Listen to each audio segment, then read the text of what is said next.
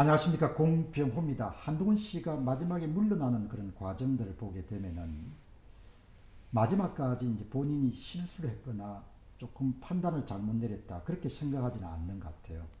그러니까 자기는 잘했고, 그리고 뭐 달리 다른 대안이 없었기 때문에 결국 탄핵은 불가피했고, 이렇게 아마 판단을 하는 것 같습니다. 이제 사람은 이 인지 부조화 문제가 발생하게 되면 되게 불편하게 여기기 때문에 자기 합리화를 하지 않습니까? 자기 합리화를 하는데 한동훈 씨는 조금 더 자기 합리화 수준 정도가 아니고 가장 중요한 목표인 윤 대통령의 직무 배제, 탄핵 외에는 달리 대안이 없었다. 직무 배제를 시키는데 처음에 본인이 기대한 것처럼 당의 권한을 위임하지 않기 때문에 탄핵이란 것이 불가피한 조치였다.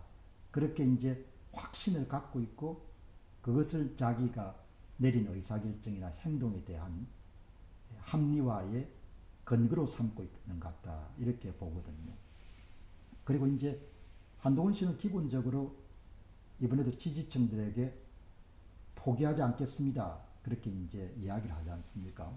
그것은 다르게 보면 지지층들에게 제가 대선 출마할 겁니다, 그 이야기하고 동의어로 해석을 할 수가 있죠.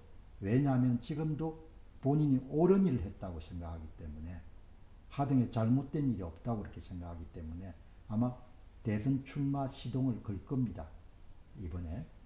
그 다음에 여러분들 또 하나는, 예, 지지층에게 그런 메시지를 넘겼지만 또 달리 선관위에도 메시지를 넘겼지 않습니까? 그 유튜브하고 함께 가지 않겠다. 그리고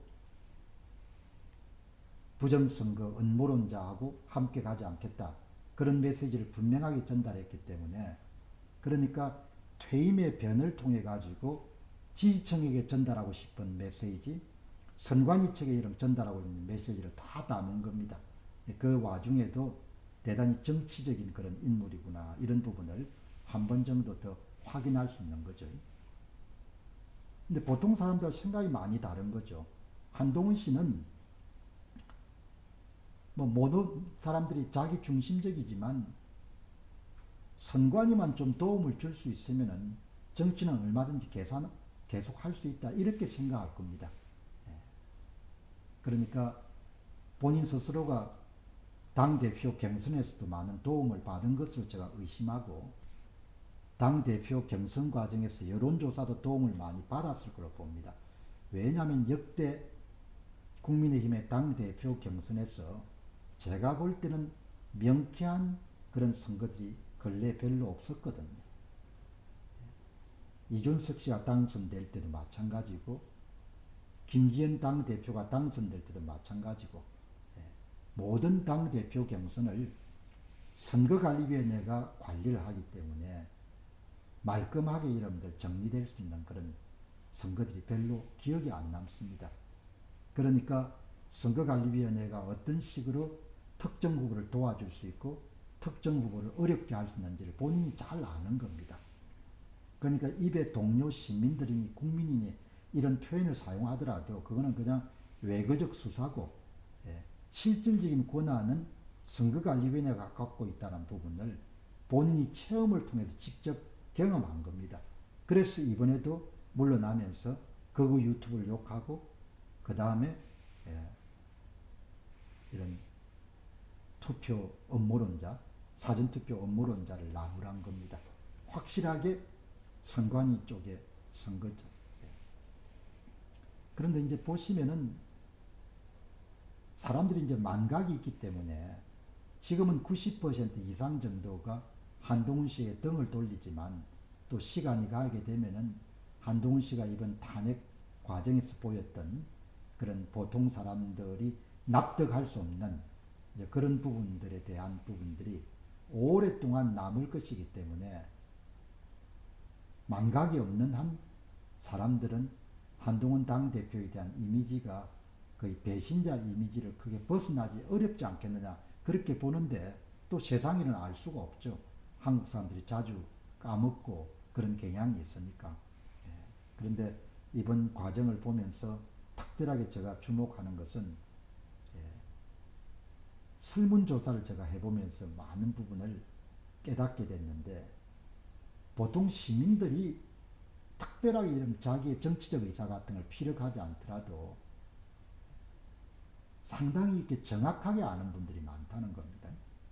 그러니까 한동훈 씨가 갖고 있는 정체성, 한동훈 씨의 의도, 한동훈 씨의 목표, 한동훈 씨가 왜 저렇게 행동하는가, 이런 부분에 대해서 식자층들이 결코 뒤지지 않을 정도로 사심이 없기 때문에 오히려 더 정확하게 한동훈 씨의 행보를 다 속속들이 꿰뚫어 보는 겁니다.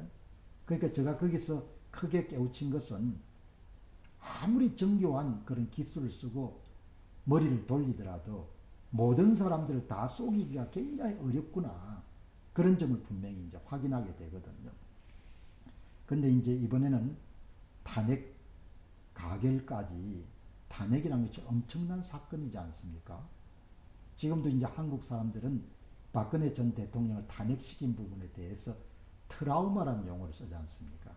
일생을 통해서 굉장히 큰 충격을 준 그런 사건들은 트라우마에 여러분들 근접할 정도로 망각이 잘 안 되는 거죠. 예. 그리고 특정 인물에 대해서 아주 강한 그런 그 결론, 의견들이 일단 어떤 사람의 두뇌 속에 입력이 되고 나면은 웬만큼 해가지고 이런 그것이 잘 제거가 안 되거든요.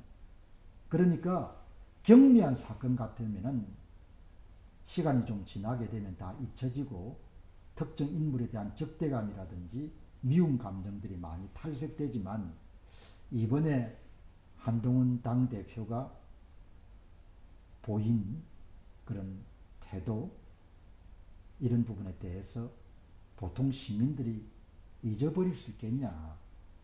저는 상당히 어려울 것 같다. 그러니까 망각이 어렵다는 겁니다. 망각이 어렵기 때문에 10여 차례 실시된 설문조사에 대해서 거의 대부분이 90% 이상이 한동훈 씨에 대해서 그냥 적대적이다 이 정도 아니고 대단히 격노하고 분노하고 적대적인 그런 감정이 이렇게 생겼는데, 이제 그것이 시간이 가면서 망각해가지고 한동훈 씨에 대한 우호 세력들이 어느 정도, 그래도 우호 세력들이 어느 정도 있어야 선거관리위원회가 도움을 줄 수 있지 않습니까? 예. 그냥 맨땅에 헤딩을 할 수 없는 거거든요. 어느 정도 우호 세력이 있어야 그 다음에 여론 조작이나 이런 걸 통해 가지고 본인에게 우호적인 정치인들을 밀어줄 수가 있는데, 아예 그냥 정치적 그런 자산 신뢰도가 바닥인 상태에서는 선거관리위원회가 밀어주고 싶어도 밀어주기가 어려운 거죠. 그 정도로 심하게 본인이 갖고 있던 정치적 자산을 날려버린 겁니다. 그러면 이제 한동훈 씨는 지금 어떤 판단을 하고 있느냐? 그 정도로 심각하게 모든 걸 잃었다고 생각 안 하는 겁니다. 본인이 그냥 좀 엔티 세력들이 조금 더 많아졌다 이렇게는 생각하겠지만 90% 이상 정도가 날아갈 정도로 그렇게 본인이 심각하게 타격을 받지 않았다 이렇게 상황을 판단하기 때문에 선관위에 대해서 메시지를 발신할 여유도 있었고, 내려가면서 뭐죠? 지지층에서 제가 포기하지 않겠습니다, 그런 이야기도 할 수 있었던 거라고 보거든요. 저는 상당히 어렵지 않겠냐 이 생각이 드는데, 본인은 뭐 어렵다고 생각하게 되면 세상 사는 것이 힘들 때니까 마지막까지 희망 회로를 돌리고 그러지 않겠습니까? 저는 씻기가 굉장히 힘들 것 같거든요. 그 사례를 지금 김무성 씨하고 유승민 씨를 보면 되지 않습니까? 없어지지 않잖아요. 제거하기가 굉장히 어렵거든요. 상대방의 마음속에 들어가서 그걸 제거해야 되는데, 그걸 상대방이 여러분들 마음속에 들어가서 어떻게 제거하겠습니까? 어마어마한 적대감이 탄핵 전야의 그런 분위기하고 맞물려가지고 사람들의 각인이 된 겁니다. 그게 우리가 흔히 앵클링 효과라고 하지 않습니까? 배가 닷을 내리는 것처럼. 그러니까 거두절미하고 한동훈 씨에 대한 이미지가 많은 사람들의 머릿속에 크게 자리를 앵클링, 닷을 내려버린 겁니다. 닷을, 큰 닷을. 그 닷을 내리고 나면 그 다음 다른 정보들이 들어갈 수 없는 겁니다. 아무리 여러분들 뭐죠, 미담이 미담이 이어지더라도 변경하기가 힘든 겁니다. 그거를 한동훈 씨가 오판을 한 것 같아요. 예, 그래서 이제 퇴임에 변을 내놓고 물러날 때도 예, 좀 여유를 가졌던 것 같은데 저는 그렇게 어려울 것으로 봅니다. 너무 많은 것을 잃어버렸어요. 감사합니다.